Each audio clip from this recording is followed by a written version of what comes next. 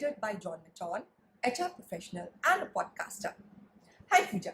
Hi Charu, it's absolutely pleasure to Thank be you here. so much to be here. So Puja, tell us about yourself. Thank you Charu. So it's like a journey of lot of reflection, a journey of lot of learning.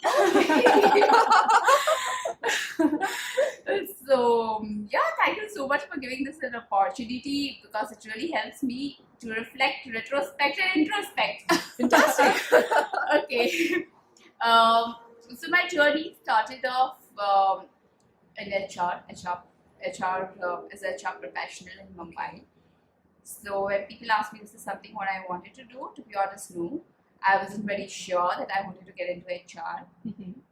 So I wanted to be a lawyer, then I wanted to be an IAS, but then I landed up in HR. Okay. So, but there was a common connection in all that I always wanted to be doing something connected with people.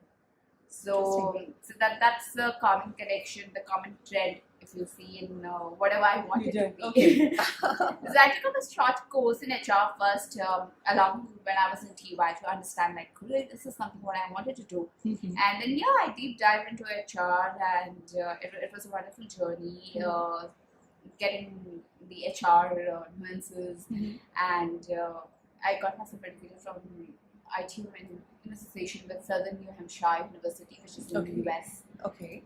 And after that, my first stint started. It was Johnson & Johnson, then United Phosphate Limited, and Asian Paints. So these were the three organizations where I worked with. And yeah, as we transit along in life, so even I transited. I got married and I had my first baby. So while in Asian Paints, I was doing a multiple role, which was very interesting because I was the first lady HR professional in the growth business unit. Because if you just say Asian Paints, people usually remember decorative business unit, which is very glamorous. Whereas the growth business unit is more about the floor marking, the road paints. So I was the first lady HR professional out there. That's noted. Yeah, that was really wonderful because the first day I stepped in, I could see, I could see all people out here and I'm the only one. But it didn't intimidate me. It was like, yeah, that's great. And you must have learned a lot. Yes, in Asian Paints it was like fantastic. It was really fantastic because I got to do learn along in the sales HR role. Okay.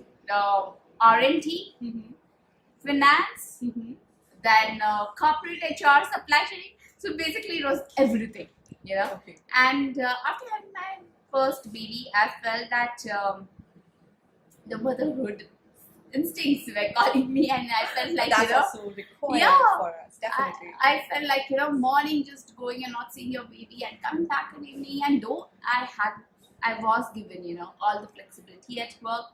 I mean the flexible work timings. I could work part-time and all those things. But I really felt, so there were a couple of things. One was the motherly instinct, and second, I was like, what else do I do here? I mean, because I had seen all the departments, I had contributed everywhere. I had reported to expat, as my boss who was an expat, to everyone. Like basically everything was there, which I had like really, I managed everything, and like now there was something. So then I moved from corporate to the consulting environment. Okay. Where I got to work closely with the CEOs, the next generation. So I have worked with a company who were like just setting up their business 7 years old to a company who were like 15 to 20 years old in the business. So I worked closely with everyone, in the global environment. And that's where, Charu, I felt that sometimes, you are skilled for it, but you're doing that kind of work and which you feel like, oh, this is my interest. So you realize you had some self-realization. Absolutely. And that's why I discovered that my interest lies in coaching. Okay. And so I moved to Singapore, which was an excellent time to study coaching. So I studied coaching and I pursued from CCA, Certified Coach Alliance. Then I was very fortunate to be mentored, and I'm a level 1 certified coach of John Mattone, leadership and workplace coach. They're yours. Yeah, that's something unique. Yes, that's I really feel blessed in that. And then I went into even podcasting journey. So we run a podcast called the Leadership Demystified. Okay. Very humbled and grateful that it has hit in the span of 6 months. It has hit now more than 200k of viewership. That's a big figure. Yeah, That's so quite happy about it, and we cover the journey of leaders across all genre and gender, and it's been interesting wherein we are each day unraveling the conundrums around leadership. So yeah, that's been a journey, and why leadership is because I feel we all are leaders, be it a homemaker or be it a corporate woman, because somewhere we all are leaders and we all are need having to those skills. Yes, so that's what really got me interested in leadership. Fantastic. It's really awesome to know about it.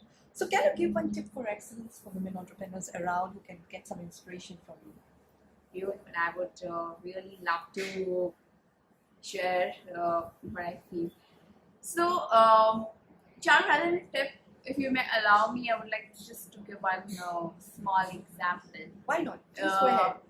So, we all use Google Maps, right? Definitely. Wherever we want to go. Definitely. And you have seen like Google Map has a very interesting feature of recentering the direction till the Correct. time you get at the correct direction. Correct. So now a cell or an app called as a Google Map, which doesn't even have potential the way we have. If it can recenter so many times, and if it doesn't give up, so why the hell we should give up?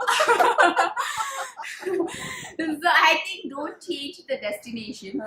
Just keep on recentering till the time you reach Such the fantastic. destination.